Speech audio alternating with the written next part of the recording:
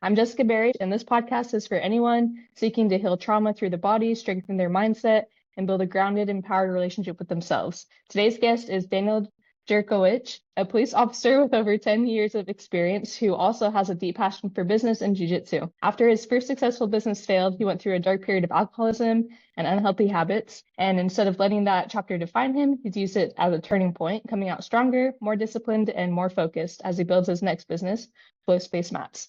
We're talking about police work, balancing business and family, and parenting with an honest look at growth, responsibility, and resilience in the face of adversity. Thank you for being here, Dan. That was such a great intro. I feel very flattered. Thank you for having me. You're so welcome. I'm excited for this. I first came across you through Instagram with Flow Space Mats, and I just thought that was such a cool concept, mostly because I do women's empowerment retreats, and we'll do jiu-jitsu, and I'll bring out my foldable mats in my car every time to the space where we go, and it's just such a pain. You have the inflatable mats that you can bring anywhere, and I'm like, oh my gosh, I need this. Yeah, shameless plug, everybody. No, I'm kidding. It's a wild story because it started in September of 2025. Just off I used to run a small Instagram profile called Jiu-Jitsu Network. It's just a passion project thing. I would ask permission to clip other people's content, and I would just put it up there. I had no goal with it, and I come across this couple that's using a gymnastics mat to do their at-home rolling, and I made a mistake. I clipped their content. It went viral, and I was like, holy cow. Anyway, Kickstarted, and I was like, oh, okay, I guess I do this now full time forever. This is my thing now. And then it kind of grew from there. And so far we're 5 months in, and it's just scaling like crazy. I've gotten a master's degree in product development, and because I was for e-commerce world, so it was a good skill to learn, and it kind of helped me to learn it rather quickly because we had 100 pre-orders in less than 30 days. Once you see people's money, that's when it gets real. And it was kind of do or die. We had the first 100 orders out. We got a ton of great feedback, made a couple of changes to the product, made it a little bit better, started getting pro athletes to sign up to send some product out to. And the next 6 months, or really 2026, I think is the year where it's going to really blow up on the mat. No pun intended, by the way. But yeah, it's pretty cool. It's a journey, and I'm very blessed to have been given that gift of a viral video. Literally, the first video we put up got over 3 million views. It never happens. It never happens. So call it divine intervention, call it whatever you want. It was something, and I just didn't squander the opportunity. So I'm just doing the best job I can to get mats out to people who want to use them. I love that. Just taking what's been given to you and running with it and embracing that. I think that's so important. Yeah, it's super cool. It's super fun too. I mean, I use the product myself. Right. I'm nursing a broken foot right now, but even with that, that's a whole story in and of itself. Yeah, I'm getting old. if that happened 10 no way. It happened at an open mat, would have just been a rolled ankle, but now I broke a tarsus, and I'm like, oh man, my body sucks. I'm starting to get old. What was it, an ankle lock or something they put you in? No, it wasn't even that. Somebody was going for a rear body trip, working on some stand-ups, some wrestling. I tried timing it, the Grimby roll off, and my foot fell in a weird spot, and I just flopped back, and the whole foot just rolled backwards. And you heard the pop too. And my partner, who we were doing the roll with, it's are you okay? You just heard the crack. And I'm like, yeah, I think it was just my toe. I kind of hobble off. I walk off, and it felt a little sore. Yeah. You know what? I'll take a few days off. I think I'll be all right. The next day, I didn't have work. I was hobbling around on it. I'm like, it's going to be a couple days. It'll be sore. It'll be fine. The day after that, I took my kids to a Polar Express thing, and it was 15 degrees out. We walked a mile and a half, and my foot was killing me. I go to work the next day, and I could barely get out of my chair. I'm in my office. My friend had to basically carry me to my car, and I'm like, you know what? Let me get an x-ray. Yeah. I go in there to get the x-ray, and I look over to her, and I'm like, is that mine? She's like, yeah, I'm not supposed to tell you, but you 100% broke it. And I'm like, really? She's like, yeah. She goes, it's clearly broken. She goes, come hobble over here and take a look. And I was like, I drove. And she's like, but did you walk in here? You don't have crutches? And I'm like, no. She's like, you're freaking crazy. It's such a freak accident. It happens. That's the classic. Something happens in jiu-jitsu and you're like, oh, it's fine. I'll walk it off. Right. Yeah. I'll be fine. This is fine. Yeah. Yeah. Oh my gosh. Well, I'm glad that you got that checked out and you're healing up. I wanted to ask you, what did losing your first business reveal about you that success never did? Man, that was probably that experience, I'll go into it, is one of the main reasons why I feel like I'm in such a better position now with the product and the business that I have now. For people listening, I'm a police officer. I started in the NYPD. I was there for 4 years. I was in East New York, Brooklyn, so it was like one of the busier, more violent precincts. It honestly wasn't that bad. It's just Mm. like the 1% of the population that are knuckleheads that do crazy stuff. The rest of the bad neighborhood. They actually love us and they want us to be there. So I had a great experience. It was in my early 20s. I was single. I had no kids. So I Mhm. just kind of, went out there, worked all the time, got a great experience. You can't do, you know, 20, 25 years in the NYPD without like going nuts. So I knew my exit strategy was always to eventually do a lateral move to another department. So I ended up getting the Nassau County Police Department a job. It took me like 7 years from when I took the test and I got hired. So this is before I even became an NYPD cop that I was, trying to get into that department. I get into it, which if you're from the Long Island, New York area and you're into like police work or anything first responders, you know that if you make it out to like Suffolk County or Nassau County, it's like the golden ticket. No, it's Mm. like you've made it. So I get the job, a night and day difference. It's completely different than the NYPD. You're driving by yourself. There's no partner. The camaraderie that I had in the city wasn't really there. And everybody looked at me like, oh, you made it. You're in the county police department now. You make a ton of money. When you start out, you make like minimum wage for like Mhm. 3 years. And then it takes like 8, 9 years to like start making good money. I had a house. I just got married. My wife was pregnant with our first kid right at the gate, and a lot of responsibility was kicking in, and I was making like no money. So I end up starting a web design business, and it did fairly well. I meet the has a background check, and he was selling fingerprint scanners and doing fingerprint services for the local 5 boroughs and Island. Like they had a lot of locations. It was a rather big business. And I did that for a little bit. And eventually we didn't really partner together, but I became more of like a marketing and sales agency for that business. And I resold their equipment. I did a whole bunch of marketing for them. We kind of scaled with them as they went national and a whole bunch of stuff happened with that. But I kind of spun off my own business with doing a coaching and consulting fingerprinting business for people who wanted to start their own fingerprinting business. We would be like the team and the people that would sell the equipment to them, get them certified and everything. And we hit, I think, 70 grand a month or something like that within 6 months. It's just crazy. Mm. It grew so fast, but it was a very like operating expense heavy business because you have to purchase the equipment. We had like 25 grand a month in payroll. We had all these that we were paying for. It was a lot of work. And I was like a first time successful, quote unquote, successful business owner. So I just made a ton of mistakes. We had a partnership deal with 3 people. It was myself and 2 other people that were partners in the business. And that partnership in the first place made a ton of mistakes on. We had a good company culture for a while. The company that we were purchasing the materials from at wholesale to resell it at a markup to all of our clients, they ended up getting acquired by another business. And during that process, without going into too much detail, it could get very messy when there's new owners of a business and we're kind of doing our own thing. So there ended up being a little bit of a falling out. I had a personal brand on YouTube, doing the coaching, consulting for the background check industry. And, it became a bit of a problem for the new ownership for the private equity company that now own their business. And looking back on it, I made a ton of mistakes and I went about it like with too much ego. There was a little bit of an argument between the new owners and the guy who wanted to. We had a legal battle with what assets were mine, what website were we going to keep. I kind of lost the business. Any money that I was able to save up, I spent on lawyers' fees to try and, negotiate a settlement back and forth. And then some other things happened, kind of in the background off the table that were a little bit ugly, but it taught me a valuable lesson in there's a couple of mistakes that you can make in business that are fatal.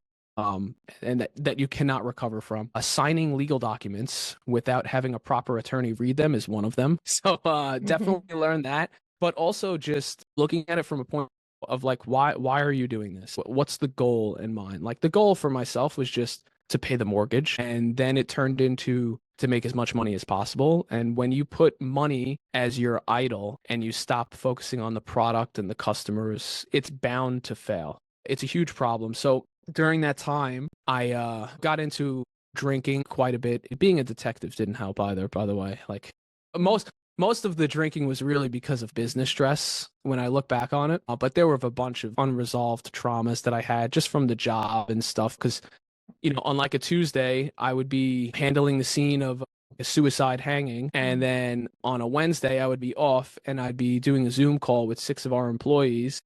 And then on a Thursday, I'd be processing $25,000 of payroll. And then on a Friday, we'd be taking the kids out to, dinner. And man, all 3 things at the same time for like 2 years back to back burns you out. And luckily, I'm past all that stuff now.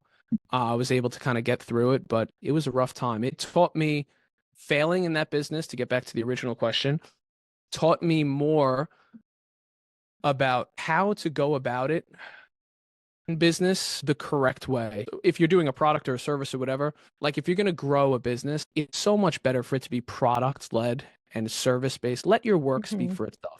There's no reason why you have to use sales tactics and do all this marketing and stuff like that. Like marketing is good, don't get me wrong, you need to do it. But your number one question should be like, is the product good? Does it help people? Does it solve a problem? And does it do it well? If it does that stuff, you could figure out the rest, but like solve that problem first. And that was probably the biggest lesson from it, because our product in that business, it did in the beginning solve that problem very well. But then once you start focusing more on money and not on product, I think everything else fails. And that was the main driver of why it failed, in my opinion.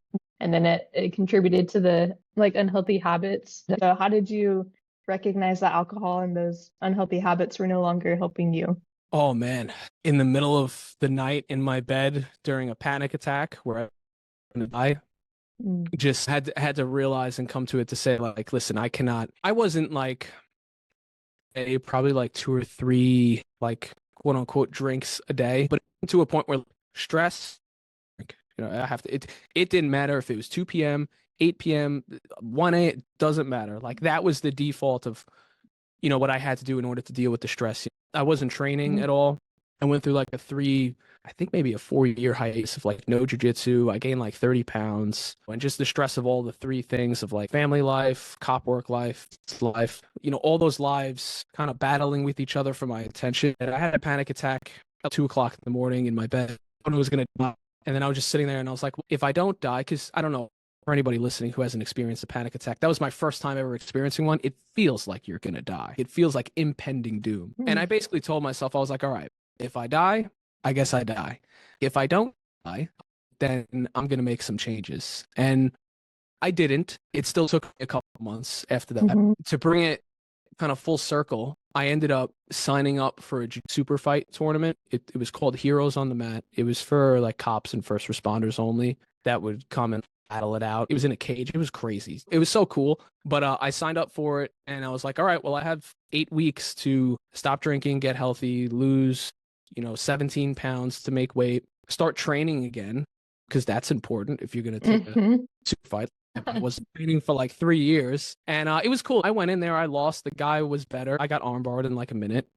It happens, but it wasn't about the win. It was about me just setting a goal, forcing myself to get healthy. And that was March of 2025. Yeah, March of 2025. So I've been on the straight and narrow, as you would call it, since then. And it's been good. It's been good. So far, so good. Yeah, I hope you're taking the time to look back and be proud of yourself for the work and effort and just the perspective shift and everything that you've been doing to get to where you're at right now. I appreciate that because I probably don't do that enough. Yeah. It's on my list, right? I will have moments, especially with my kids, if they're ever playing and I just look at them and I see how much they've grown in the last 3-4 years. My big guy's going to be turning 6. My middle guy just turned 4. And then the girl, our little one, she's 2. So I see that play and they grow up together. And sometimes I'll think about it and I'm like, all right, I guess I haven't really screwed this all up. Like I'm pretty good. Growing up for the first part of my life with a dad who like wasn't there at all. And then he completely exited my life when I was 9. But before that, when he was there, he still wasn't there. So I think just the biggest thing for kids is with either parent, just having your presence there just means so much to them. So I'm sure it sounds like you're in a much better space, like mentally, emotionally, where you are able to show up and be more present with them. I'm very, very able to go through this entire like dark, quote unquote, what people call like rock bottom. I would assume like pretty early when my children were still very young, and they probably won't remember it. I'm definitely going to remember it. And I wasn't an angry person. I wasn't that quintessential like angry drunk that would hit. I had a problem of using a substance to deal with my stress, and it definitely affected my family life. It definitely affected my relationship with my wife, I'll tell you that much, which has now since been rectified. But yeah, I'm very thankful that I've kind of gone this and learned this lesson very early, not when my kids are like 12, 15 in their teenage years. Like I'm going through a lot of this stuff for whatever reason, pretty early in my adult life. I'm 33 years old. So to people out there with a lot of life experience, that's like nothing. I'm still a baby, so Yeah. I still got a bunch to learn. What were some of those steps that you took to start rebuilding your marriage and your relationship there? A lot of communication and just not doing my thing of like, oh, I'm right. Don't be right. Just be open. Just communicate. And I'm still working on this. If my wife's listening right now, like I know I'm not perfect. Okay. I'm can work on it. But yeah, mostly communication, just letting her know about my issues, what I'm going through, and then asking the question of like, hey, what do I do that's not good that you would want me to change? And then this is very important. When you get that answer, don't be defensive. Just eat it. Like take the answer because it's your fault. Regardless if what your spouse is saying is right, true, wrong, like in their eyes, it's true. So you need to fix something. Something needs to be fixed somewhere. So take accountability for it and fix it and figure out what the solution is and try to fix it together. It's very painful when somebody you love looks at you and says, you do this, this, and this, and I don't like that. And as a matter of fact, when we first got married and I first met you, you never did that. So you have changed into a person that I did not initially marry. So you need to fix this right away. And you kind of got to eat that and reflect on that and say, is this true? Well, if I don't, why do I not think it's true? Yeah, but she thinks it's true, or he, or vice versa. For anybody listening, unpack that and then just take accountability for it and then just solve it. You can't just keep perpetuating the same bad cycle. And this is for whatever problem that is. My wife was very open, saying like, listen, I understand like this is not something we're going to be able to fix as far as like our relationship like overnight. It's a constant thing. Like I've been married for 6 years now. So again, in many people's life experience, some people have been married for like 40 years. So they're gonna be like, oh, you're a baby. Like you're still going through it. Relax, But yeah, I feel like definitely made some progress there for sure. I think being consistent and keep bringing everything that you have to the table and having that open mind and heart in the communication, like you mentioned, is beneficial, not even just for romantic relationships, but any relationship that we have in life. Have the hard conversations. The reason you're anxious is conversation you need to have that you haven't had. I stole that quote from a famous YouTube personality, by the way. It's my own quote. I know your face and you're like, that's a good quote. I didn't make it. Yeah, I won't quote you then. Oh, don't. Yeah, Alex Hermosi, I think, on YouTube. Okay, that sounds like something he'd say. So going into the flow space mats, what are you doing differently this time as you build this next business? A lot of it is taking the majority of the money that is coming into the business and then making sure that it stays focused on the product and the customer. That's like the number one thing. I'm just solely focused on, is the product good? Is the customer happy? What else does the customer want?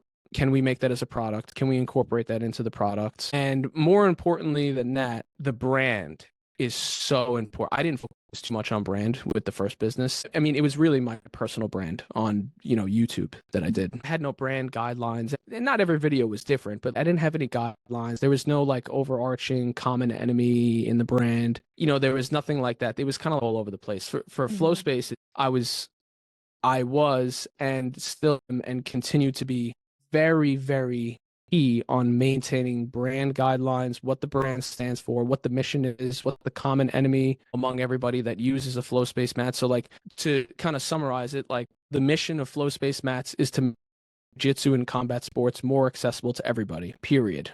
Whatever that is. I don't care if it's in Kazakhstan. I don't care a portable mat is the big problem.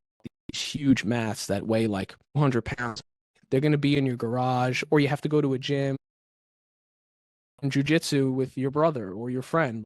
You can get a mat, and you don't even have to purchase our product to be part of that mission of ours. Like, just like watch on Instagram and share one of the videos and be like, oh, this is a cool idea, and go purchase if you don't have enough funds to like, we don't care.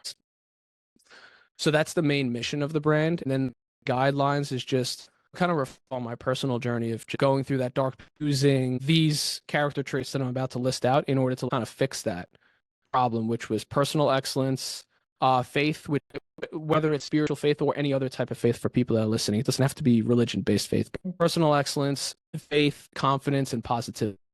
Focusing on those things. That's why a lot of the videos have the kids or happy faces in it. And we will definitely in the future make like good competitiveness, excellence. You know, sometimes in jiu-jitsu, some of it could be a little edgy and like that off-sided humor, which is fine, but that's just not us. Thank you for sharing that. It sounds like you've really dialed in on your product and your why. And so I'm sure that's contributing to your success right now.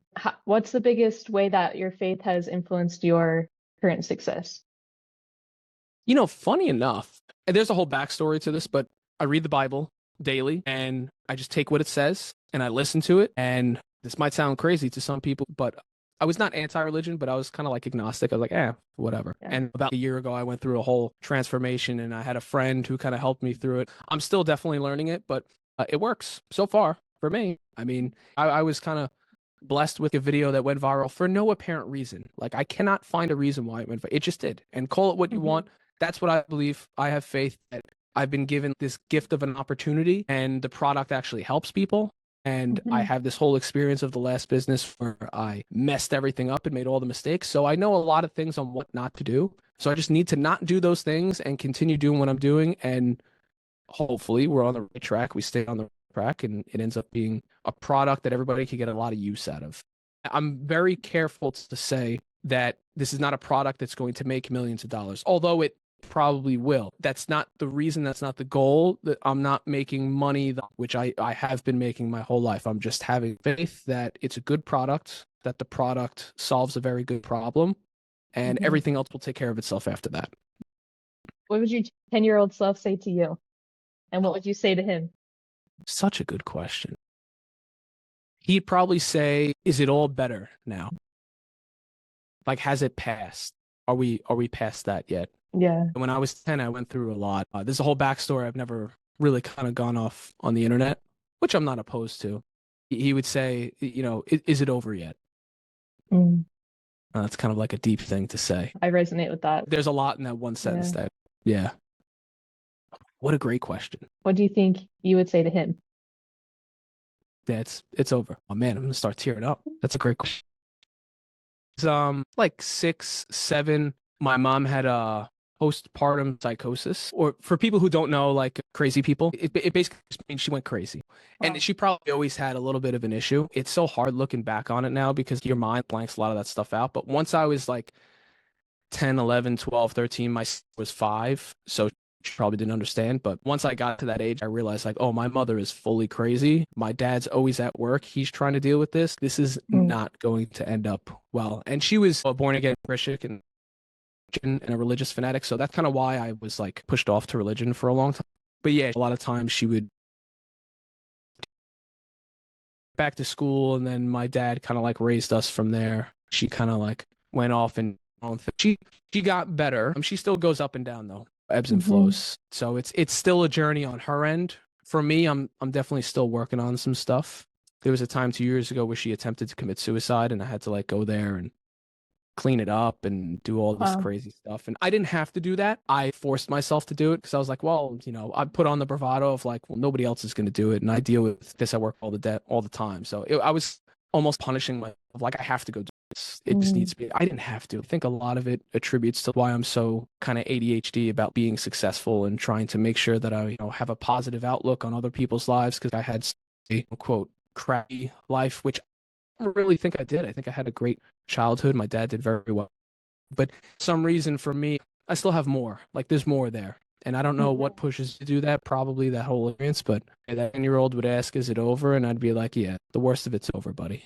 we're off to bigger and better things now. That's so special. Thank you so much for sharing that. It's not always easy to open up and be vulnerable about the darkest parts of our life, but I feel like the more we lean into that, the more it helps other people recognize that they're not alone in what they're going through, and it also helps us recognize that we're not alone either, because we're going to be received by somebody, and it can be very helpful to talk about. So thank you for choosing to do that. You're very welcome. I sent one email. I started like the newsletter with Flow Space Mats, and I remember writing an email of some of what I just spoke about, the last 20 minutes summarized in an email, or a couple of paragraphs or lines. And I was so nervous to hit send, and I'm like, just send it. I was like, whatever. Nobody's going to remember that if it's bad anyway. And the amount of replies that I got from that email was insane. So many people. And I was like, okay, this is good marketing.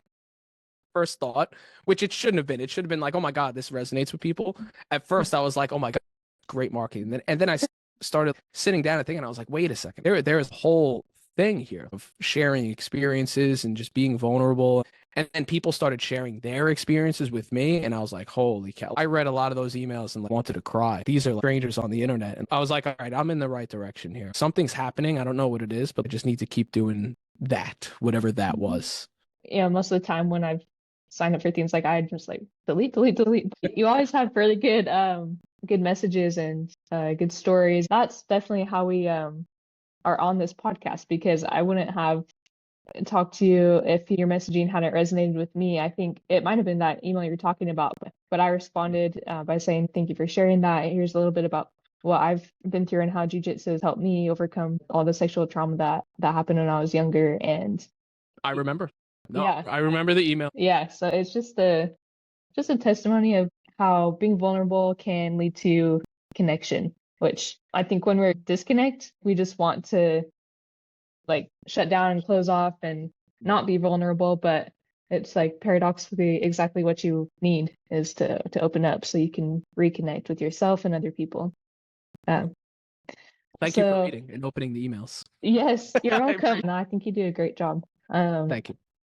Piece of advice would you give to somebody who's experiencing adversity in their life right now? Just stop for a second and just breathe and think. Stopping doom scrolling social media, stopping running around and making yourself busy and doing all this stuff. Just like stop for a second. Whether you have to schedule that time because you have a very hectic schedule, like myself, I had to just put myself on the couch at 1:00 in the morning and just think. And it is going to be uncomfortable. You are not going to like it. But there's a reason that you're not going to like it, because you're going to start to think about stuff and you're going to start to come up with conclusions. And sometimes you might spiral a little bit and go into some negative thoughts, and sometimes you might pull yourself out of it. But you're going to find a solution to that. Just focus on your breathing and think to yourself, sit outside yourself for a second and say, if I was a stranger looking at me right now and seeing all these problems and hearing about all these problems, and that stranger had true good intent, and whether some people think that stranger would be God or what, like whether you're religious or not, what would that person tell you to do? What advice would they give you? And try to follow that. As long as it's coming from a good intention, you try to sit outside yourself, work the problem, but it requires silence and it requires, for me, being alone. For other people, it might require being with people, whatever, but it's difficult. Sit down, focus on some breathing, 4 seconds in, hold it for 4 seconds, 4 seconds out. It's called box breathing. It's kind of like to calm down the fight or flight response. You know, if you sit down, you start thinking about stuff like your body, your mind may not remember what happened to you, but your body does, you know? So start sitting down, breathing, thinking, and just, you know, work the problem. And you're going to do that one time and it's not going to work, but keep doing it. But make it a daily habit, whether you want to call that meditation or, you know, proactive, silent, whatever you want to call it, doesn't matter. Just sit, breathe, and think. Try to do it every day, 5, 10 minutes. Just really be by yourself with it. You'd be surprised with, you know, how powerful your mind is with, like, you know, manifesting your own situation and getting where you want to go. You know, there's a whole woo portion of that too. But, you know, I think a lot of that is faith-based. Me personally, that would be my advice. You also made me think about imagining that person that is sitting next to you as being your inner child, like maybe your 10-year-old self sitting next to you. What would they do? Kids just keep it so simple most of the time, and we just overcomplicate things and bring all our self-worth and all this stuff into the situation when maybe the answer is actually just really simple and it's probably doing less, not doing more, whatever the situation is. But yeah, thank you for sharing that. What is the hardest part of jujitsu that you've experienced and how did you work through that? Ooh, the hardest part of jujitsu for me is finding the time to go do jujitsu. I would say that's my personal belief is I think that's the main reason most people quit, especially at blue. I've been a blue belt for 8 years, by the way. But I'm actually kind of proud of that because I still go. I'm injured right now, but I still go. Care if you go once every other month to an open mat. By the way, when you go, you're gonna get crushed. You're gonna get smashed. So they're just expecting that. Hardest part about jiu-jitsu is finding the time to do jiu-jitsu. It's the reason why I'm so thankful that I have a company now that's kind of geared toward jiu-jitsu. So if I have to go do a product shoot and we get to do an open mat on a flow space mat, hey, that's work now. That is cool. Last question, what's your favorite move in jiu-jitsu? Favorite move? Yeah. I gotta go with the rear naked choke, the Mata Leon, the lion killer. That's just the classic. That's my number one thing. My whole game after being a blue belt for 8 years is just score a takedown, smash pass through the guard, pick up a shoulder, chase the back, and just spam rear naked chokes. Well, thank you so much, Dan. I really appreciate your time and vulnerability and sharing part of your story and what's helped you overcome and work through adversity in your own life. I know it's going to help other people. Yeah, for sure. This is every time I sit down and do an interview podcast, I'm reminded of how much fun it is. It's fun. Well, good. It's nice to just kind of take a break and dive in and connect with other people. So thank you for spending the time and doing that with me today. For those listening, look up Flow Space Mats if you're interested in checking out some amazing mats for jiu-jitsu. Very portable, easy to use. Please share the episode with anyone who came to mind, and remember that you are worthy, deserving of all things good, and you're stronger than you think. So we'll see you on the next episode.